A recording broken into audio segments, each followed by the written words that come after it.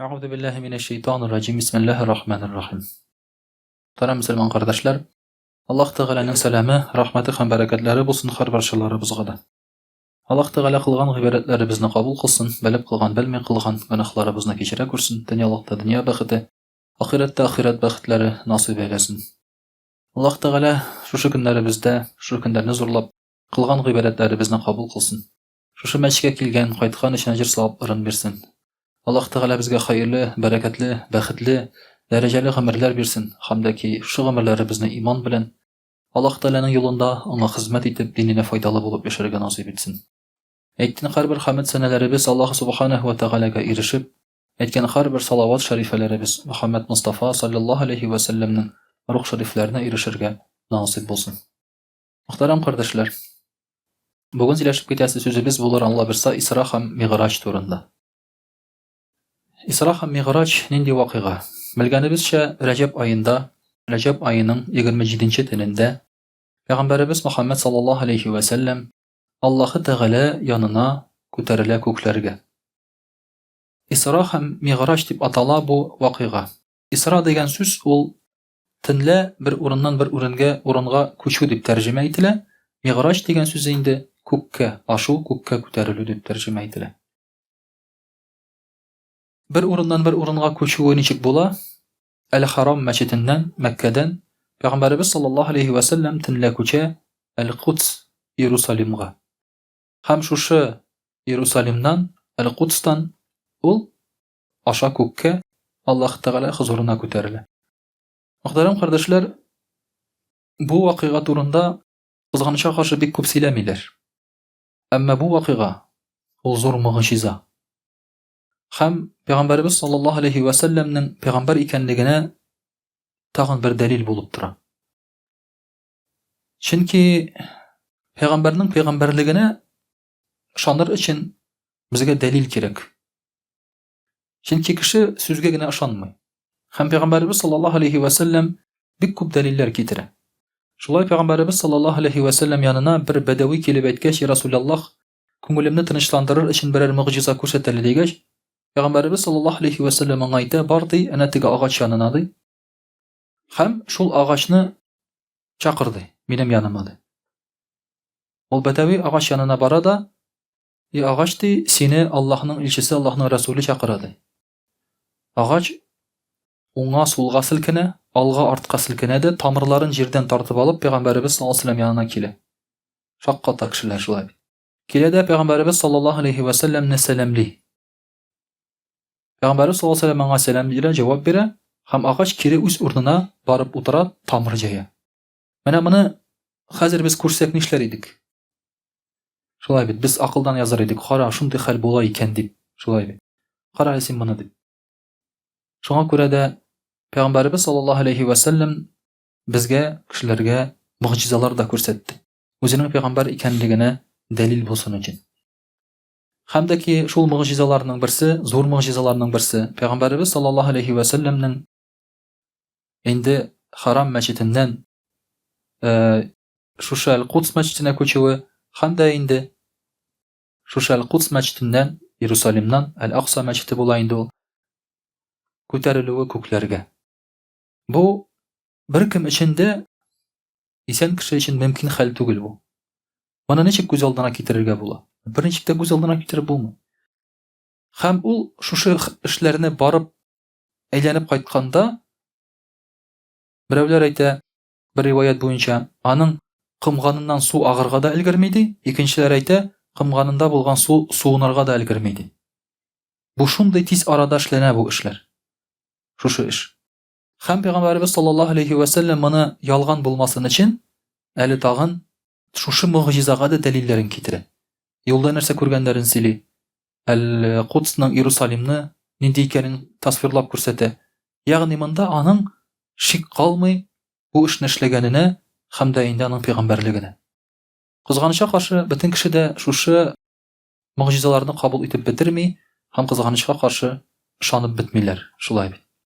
Hazırki vakıtta bir köp nerseni fen bilen anlatırga teliller.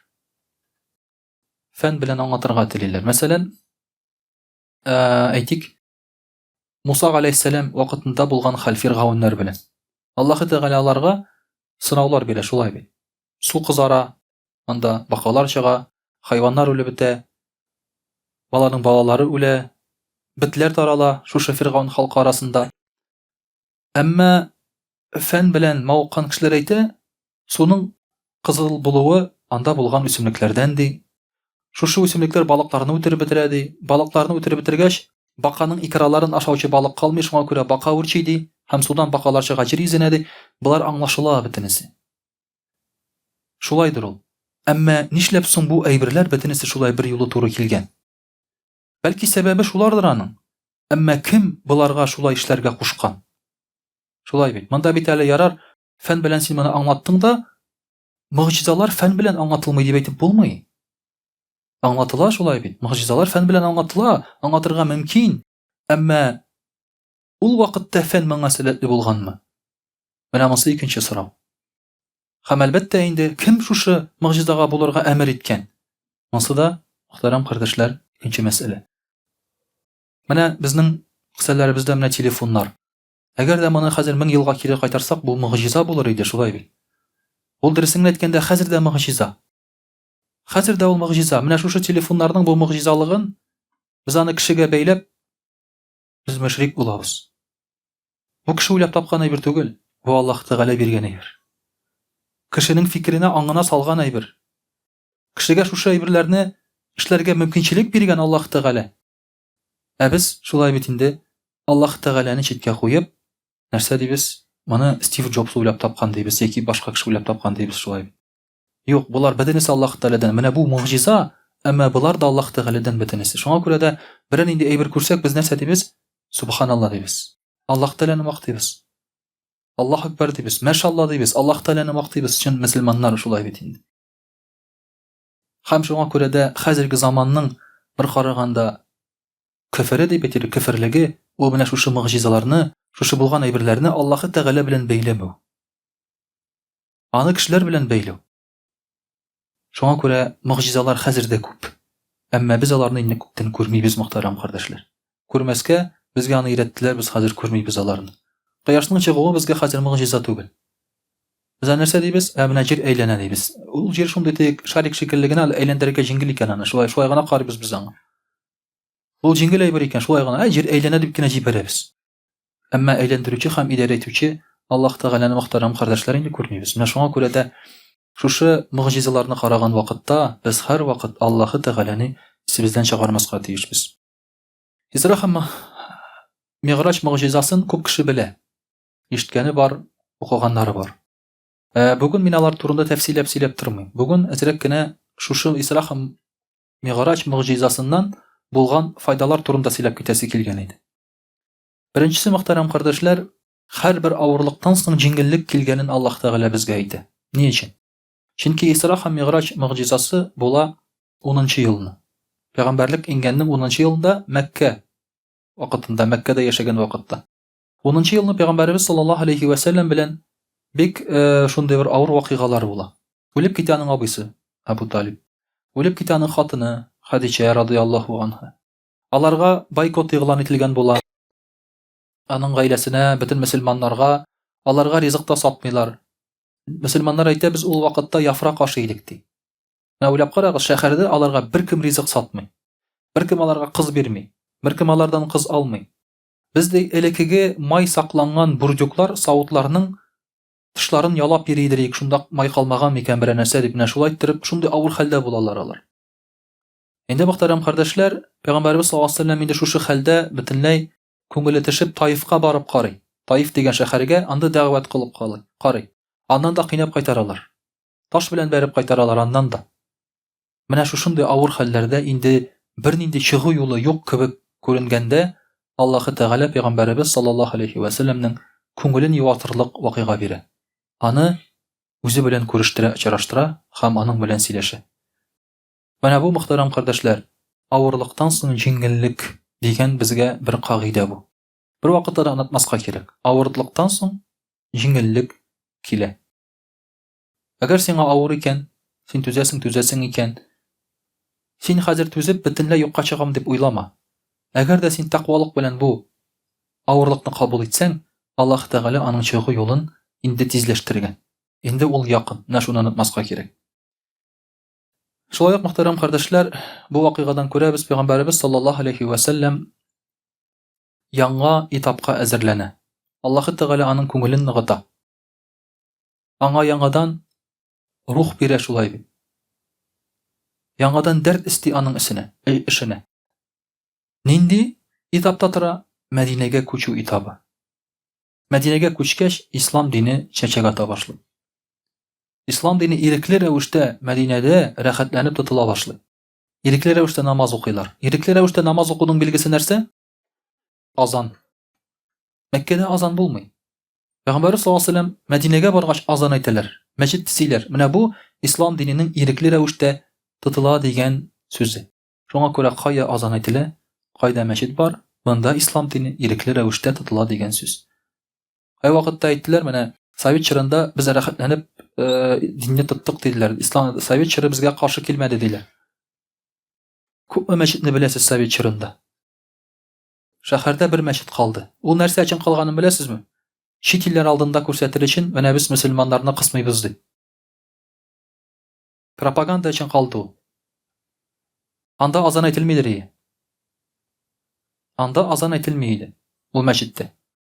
Авылларда мәчетләрнең манаралары киселде. Анда да азан әйтелмидер авылда, шулай бит.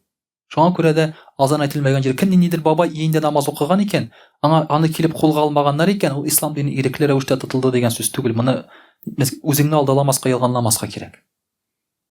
Ул идея астында бәлки анда сектанттыр, шайтанга табынадыр ул. Шулай бит, аңа ул ирекле дигән сүз түгел ул. Өендә кешеләр нәрсә эшләргә мөмкин. Шуңа күрә дә ислам диненең ирекле тотылу дигән билгесе ул азан әйтелү һәм мәчетләрнең булуы. Менә шушы яңа этапка әзерли аны Аллаһ Тәгалә. Пәйгамбәр саллаллаһу алейһи ва сәллямнең шушы вакыйгада үз-үзен тотышы аның кыюлыгы турында сөйли. Чөнки синең яныңа фәрештә килеп чыкса, хәзер шулай бит инде. Инфаркт сразу ышкынасың инде, шулай бит. Инфаркт ышкынасың. Чөнки Пәйгамбәр саллаллаһу алейһи ва сәллям беренче булып Җабраил алейһиссәламны күргәч, шулай куркып кайта. Ул әйтә, аның да аяклары җирдә, башлары күктә ди. Җабраил фәрештәнең үз сурәтендә килә ул. Ул куркып кайта, мин нәрсә иде ул, мин белмим ди, аңламыйм ди. Шуңа күрә синең алдыңа фәрештә килеп чыкса, без бит инде барбер теге әзмәз генә мөселманнар хыялланабыз бит инде, шулай бит. Менә фәрештә килсә иде, сөйләшеп утырырык, чәй эчәрик дип анда. Шулай бит инде, әзрәк кенә. Безгә фәрештә күренсә иманыбыздан ныгып киткән кебек булыр иде. Шулай бит, әле тагын монда утырабыз бит әле теге мәчеттә. Шайтанны күрсәм, мин аны муйныннан тотып, бәйләп куям дип әле теге. Панты бар инде, шулай бит. Анда нәрсә бар бездә. Хатыныңны да бәйләп куя алмыйсың, киңәстә. Шайтанны тотасың син, шулай бит инде. Инде барбер Аллаһ Тәгалә безгә нәрсәдер күрсәтми икән, димәк без моңа әзер түгел, куанырга кирәк моңа. Димәк без моңа әзер түгел. Күрсәк без аны акылдан язар идек, ышкыныр идек без. Пәйгамбәрбез саллаллаһу алейһи ва сәллям янына Җабраил алейһиссәлам килә. Күкрәген яра, йөрәген чыгара, күкрәгеннән шулай бит. Юа, кире тыгып куя.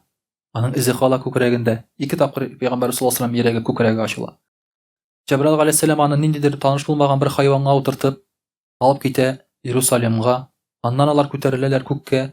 Иерусалимда алар укыйлар бөтен пәйгамбәрләр белән намаз. Пәйгамбәр саллаллаһу алейһи ва сәллям буларга курыкмый, шулай бит.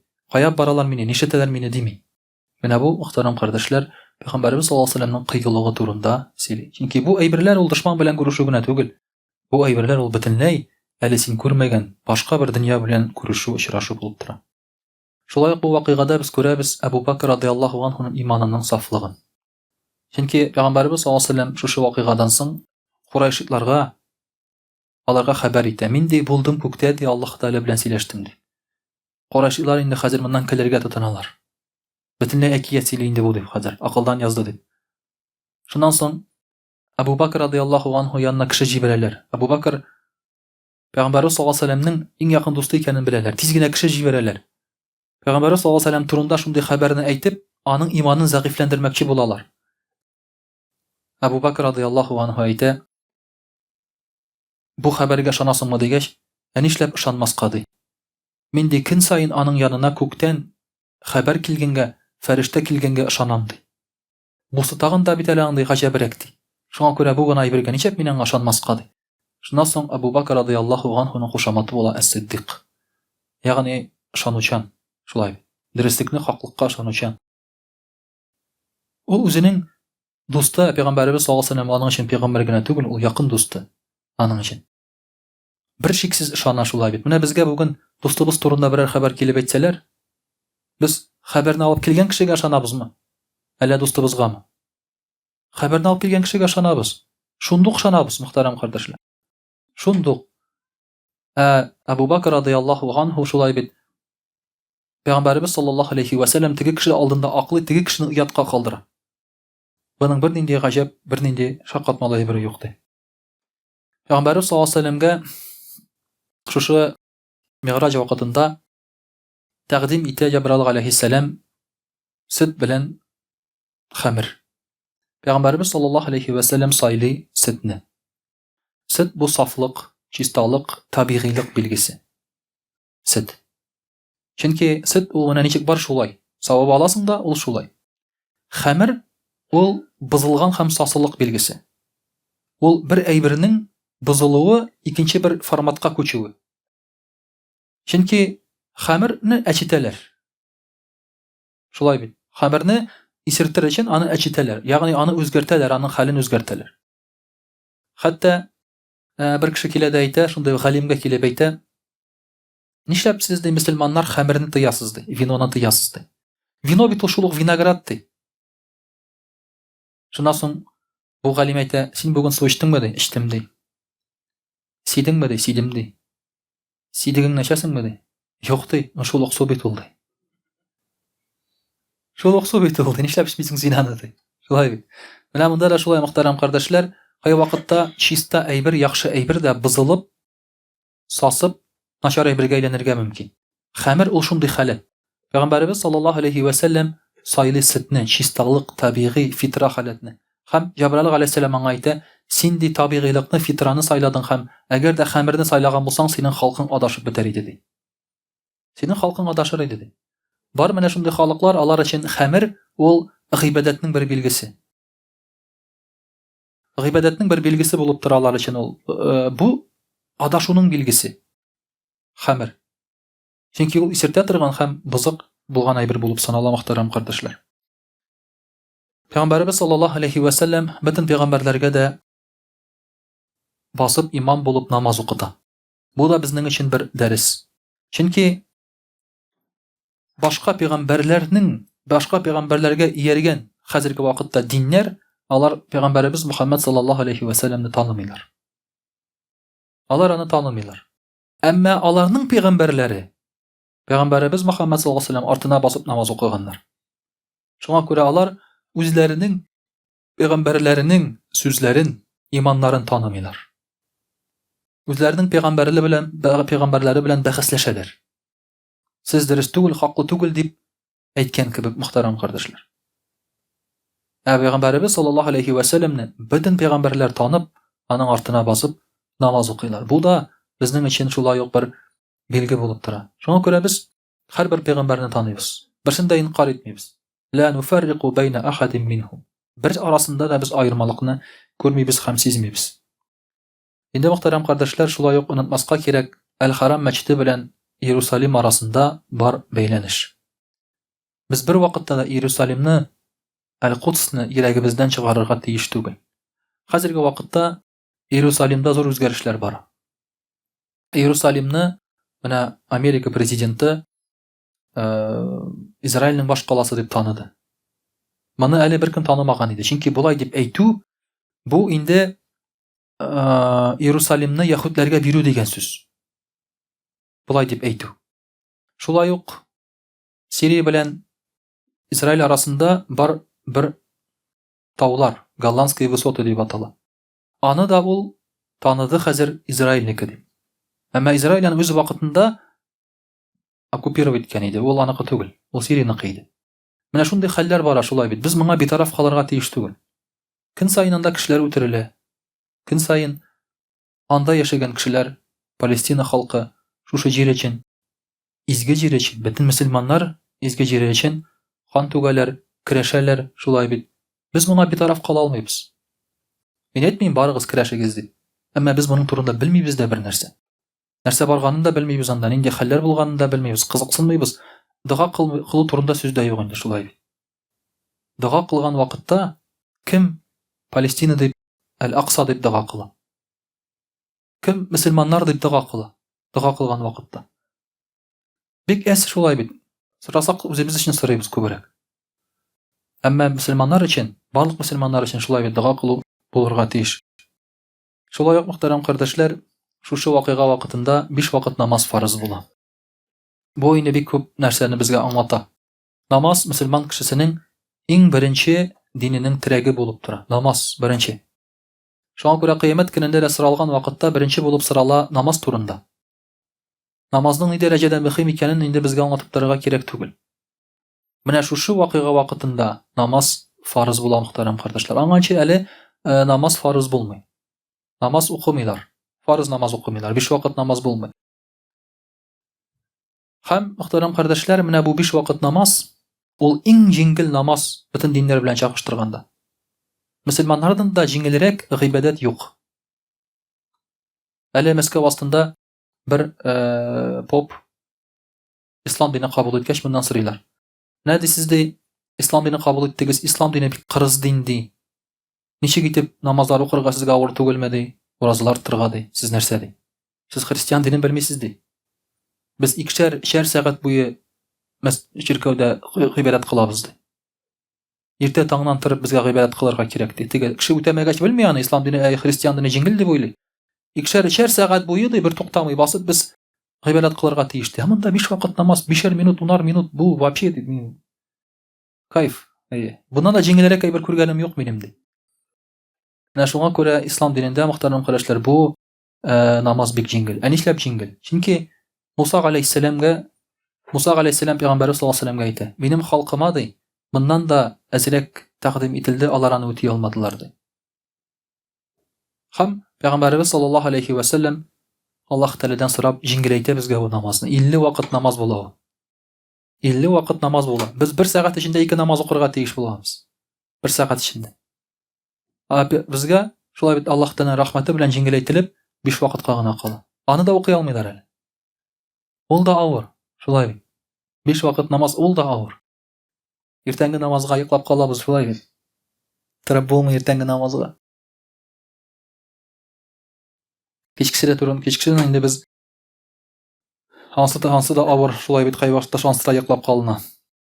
Инде пәйгамбәрбез саллаллаһу алейһи ва сәллям шушы вакыйга вакытында күрә шулай ук җәннәт белән җәһәннәмне. Җәннәт белән җәһәннәмне күрә. Бу да безнең өчен бик зур әйбер. Чөнки шушы җәннәт һәм җәһәннәмгә иман китереп, ышанып, без изге гамәл кылабыз. Начарлыктан тыелабыз. Пәйгамбәрбез саллаллаһу алейһи ва сәллям безгә аларны тасвирлый, сурәтли. Анда нәрсәләр булганын әйтә. Һәм бу безнең иманыбызны ныгыта. Кай вакытта барбер ышкынып китәбез шулай. Гынахлар кыла башлыйсың. Ул гынахларны без сизмибез дә. Бернинди зыян килмәгән кебек безгә. Менә шушы җәннәт һәм җәһәннәмне искә төшергәннән соң, яңадан туры юлга басабыз. Яңадан искә төшерәбез. Бу эшләрне эшләргә ярамаганны. Менә шундый вакыйгалар була, мөхтәрәм кардәшләр. Менә шундый без шушы вакыйгадан үзебезгә дәресләр ала алабыз. Шуңа күрә дә инде бу вакыйганы өйрәнеп, исебездә калдырып, балаларыбызга да сөйләргә кирәк. Балаларыбызга сөйләбез әкиятләр шулай бит инде. Менә шундый әйберләрне сөйләргә кирәк. Аларның исләрендә кала ул. Башта ул алар өчен әкият кебек була. Тора бара шулай бит, үсә төшкәч, алар инде аңа иман китереп ышаналар. Менә шуңа күрә сөйләр өчен без аны үзебез дә белергә тиеш. Инде иншаллаһ рус телендә дә сөйләп алырбыз. Аузу биллахи минаш шайтанир раджим. Бисмиллахир рахманир рахим. Дорогие друзья, сегодня у нас 22 число месяца Раджаб.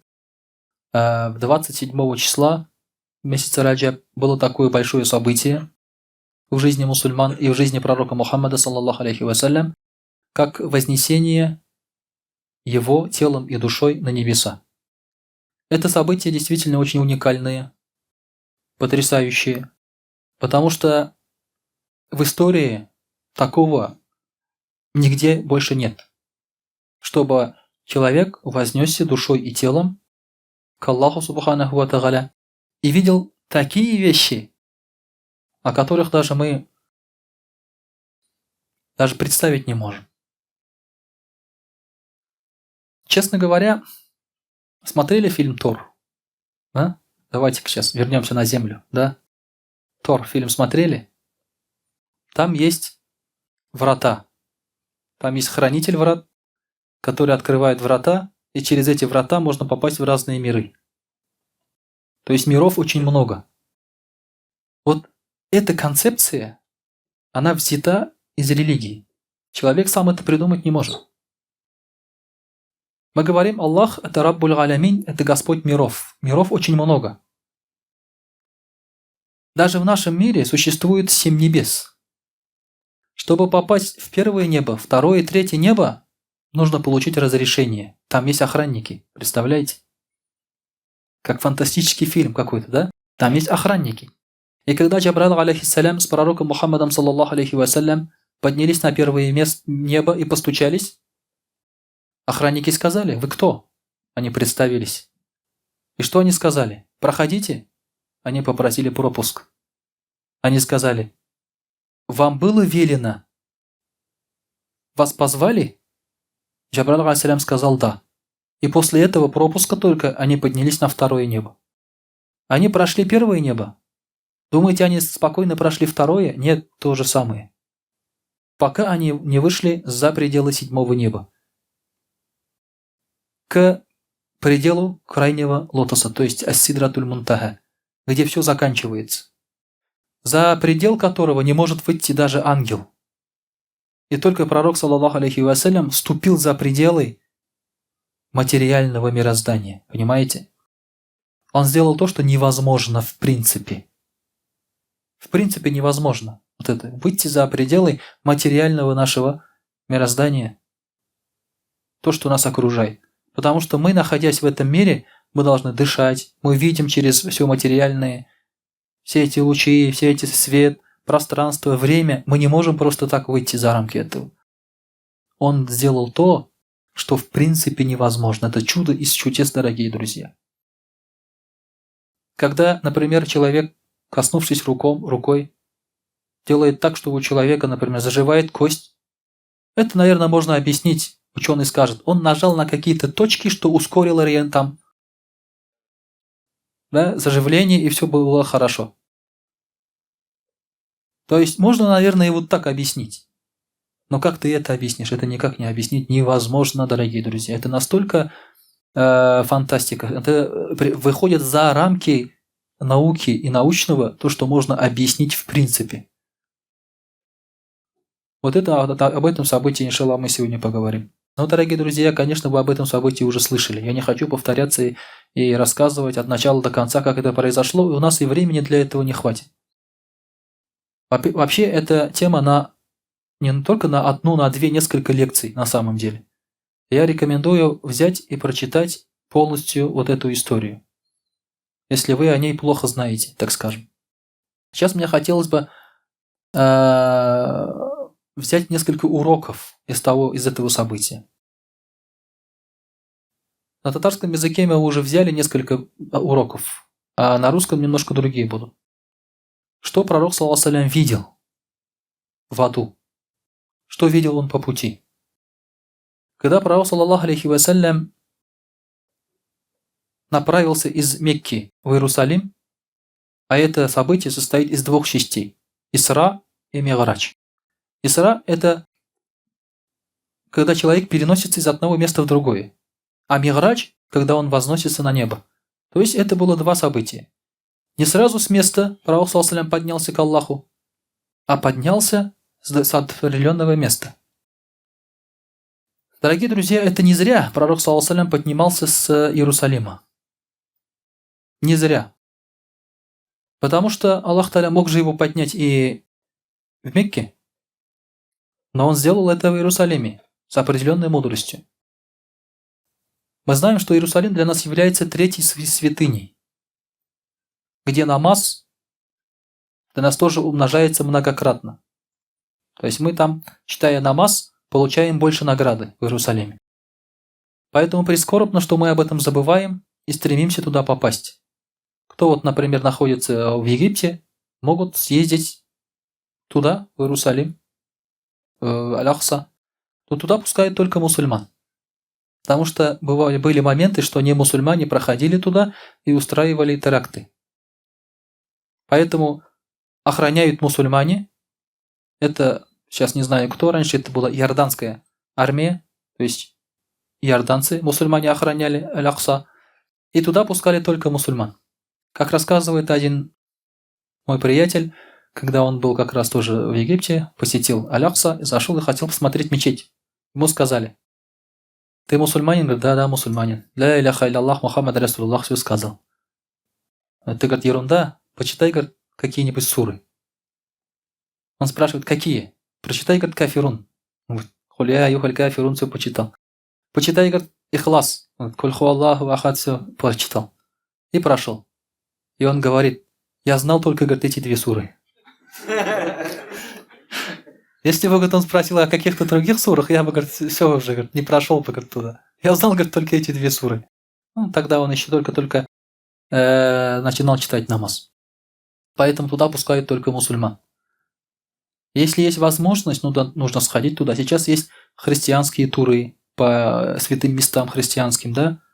А мусульмане могут тоже посетить Аль-Акса, побывать там, почитать намаз, проникнуться величием этого места. Потому что это место священно и для нас тоже. Даже для нас оно священнее больше, чем для остальных. Больше ни у одной религии там не осталось никаких реликвий. Стена плача, там был храм еврейский, там только стена осталась, все, больше там ничего нет. Иисус, там от Иисуса ничего не осталось. Айса, алейхиссалям, его там нет, он вознесся, все. А мечеть Аль-Акса есть. Там только есть одна святыня, сохранившаяся, и только эта святыня мусульманская. Больше ничего там не сохранилось. С тех пор. С тех стародавних пор. Поэтому, дорогие друзья, говорю еще раз, это место даже священнее для нас, чем для остальных. Когда пророк, саллаллаху алейхи вассалям, направлялся в Аль-Кудс, в Иерусалим, Аль-Кудс – это арабское название Иерусалима, он почитал в Медине 2 рекагата намаза. Тогда еще он был в Мекке. Он прочитал 2 рекагата намаз в Медине. Почему? Он еще не знал, что туда переселится, и там будет центр ислама. Он еще не знал. Но Аллах Тааля уже знал. И он прочитал там 2 рекагата. Потом с Джабраилем алейхиссалям они остановились в месте Мадьян. Это дерево пророка Муса алейхиссалям, под которым он сидел. Он там сел, да, в отчаянии и молился Аллаху субханаху ва тааля. Они остановились там, и там тоже он прочитал 2 рекагата намаз. Потом они остановились в Тур-Сейна, то есть гора, где Муса алейхиссалям говорил с Аллахом. Он там тоже прочитал 2 рекагата намаза. Потом они остановились в месте, где родился Иса алейхиссалям. Там он тоже прочитал 2 рекагата намаза. И каждый раз, когда они останавливались, читали намаз 2 рекагата, Джабраил алейхиссалям спрашивал, разве ты не знаешь, где ты читаешь намаз? Пророк алейхиссалям говорил, нет, это место вот такое-то, это место такое-то. Джабраил алейхиссалям ему говорил. Вот теперь мы, некоторые мусульмане, едем в какие-то значимые места. Например, тот же Болгар. Едем, да? Нам говорят, туда ездить неправильно. Или едем, например, в другое значимое место, религиозное, где было, например, какое-то сражение. Кто-то умер, кто-то похоронен. И нам говорят, это неправильно. Почему? Пророк саллаллаху алейхи ва саллям читал там 2 рекагата намаз в значимых местах. Разве значимые места ограничиваются вот только этими местами?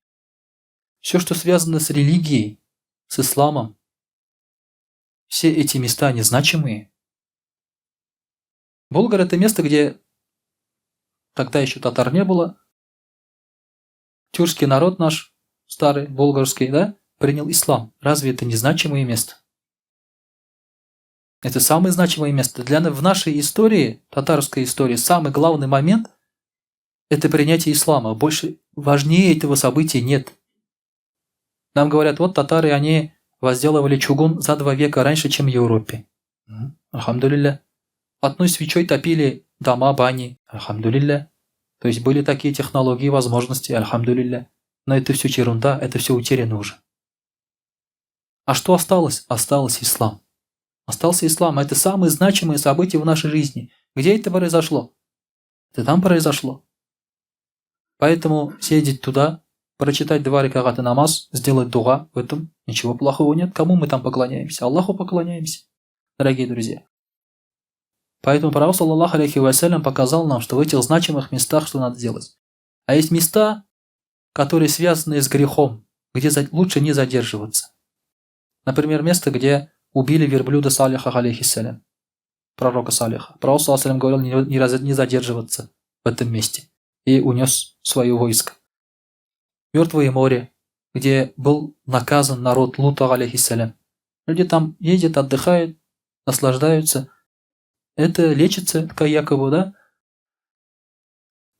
Оказывается, там грязь полезная. То есть, когда мажешь грязью, очищаются поры, человек очищается, становится более красивым. Я был там в Мертвом море. Проездно мы там побывали. Я грязь оттуда тоже привез своей жене. Я уверяю вас, не помогло. Красивее она не стала, поэтому это все ерунда. Нас обманывают. Мы там побывали со стороны Иордании, когда время у нас было. Поэтому все действительно заставляет там задуматься в этих местах. Думать именно о наказании Аллаха субханаху ва тааля. Пророк, саллаллаху алейхи вассалям, что немаловажно, видел шахидов. Людей, которые сеют и убирают тот же день. Сеют и убирают тот же день. То есть у них постоянно растет урожай, дает урожай. Они не ждут по 3 месяца. И он спросил, кто эти люди? Джабрил алейхиссалям сказал, это шахиды. Дела которых постоянно дают урожай. То есть постоянно умножаются. Также пророк, саллаллаху алейхи ва саллям, когда они направлялись в Иерусалим, почувствовал запах со стороны Египта. Приятный запах. И он сказал, что это за запах, откуда он идет? Джабраил алейхиссалям сказал, это запах Машитат. Это служанка фараона, которая приняла ислам, была мусульманкой, и у нее было много детей. Их всех сварили в масле. Когда уже остался один последний ребенок, ей сказали, откажись от ислама, или мы ее тоже сварим, она чуть-чуть засомневалась, потом снова укрепилась в религии и сказала, ну что это такое? Они попадут в рай. Сварили и этого ребенка, и ее тоже сварили в этом масле. Она вот так вот стойко стояла. Это ее приятный запах. Пророк, саллаллаху алейхи вассалям, видел людей. Когда он был на небесах, видел людей, которые разбивают свои головы с камнем сами себе. Потом снова оживают, потом снова разбивают. Кто это люди, спросил пророк, саллаллаху алейхи вассалям. Джабраил алейхиссалям сказал, это люди, которые ленились читать намаз. Которые не хотели, ленились читать намаз. Почему? Это очень важно для нашего народа. Наш народ ленится читать намаз. Они же признают намаз. Спроси любого татарина, намаз надо читать? Он скажет, надо. Он не скажет, не надо. Если скажет, не надо, все, оставляешь его. Это уже неверующий. Он говорит, надо. Все, не читай. Поэтому, когда я рассказываю вагаз, я говорю, друзья, я у вас не спрашиваю, почему вы не читаете намаз. Потому что у вас будут стандартный ответ. Какие? Нет времени, мешает семья, работа и так далее, и так далее. У вас стандартный ответ. Я им говорю. Отвечайте честно. Если вы честно скажете, то Аллах вам поможет. Как честно? То есть, что вам мешает читать намаз? Лень и упрямство. Есть только 2 причины, по которым вы не читаете намаз. Все.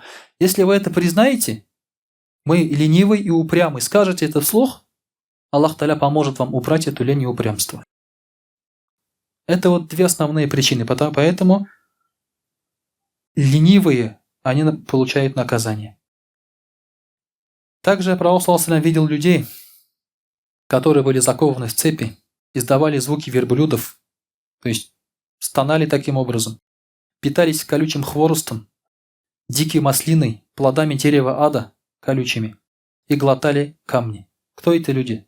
Кто получил такое страшное наказание? Кто скажет? Кто получил такое наказание? За убийство? Может быть, за ростовщичество? Может быть, за ширк? Что? За что они получили? Они получили это наказание, потому что садаха не давали. Я вам всегда говорил.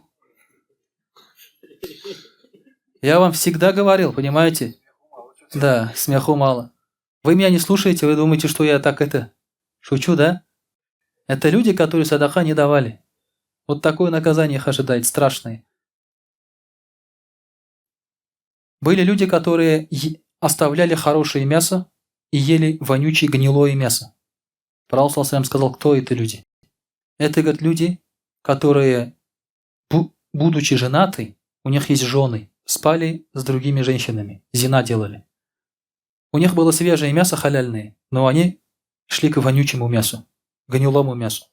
И также, говорит, женщины, у которых есть мужья, они ходят налево, изменяют своим мужьям. Вот такое, говорит, у них наказание. Также был человек, который купался в крови и глотал камни. Кто это? Это человек, который занимался ростовщичеством, риба, то есть давал деньги под проценты. Их ожидает вот такая участь. Также были люди, у которых ногти были из железа, и они царапали свое лицо, сами себя раздирали. Кто это люди? Это люди, которые говорили гайбет за спинами других людей. Также был мужчина, который пытался поднять огромную кучу дров, но не получалось, у него не хватало сил. Кто этот человек? Почему такое наказание у него?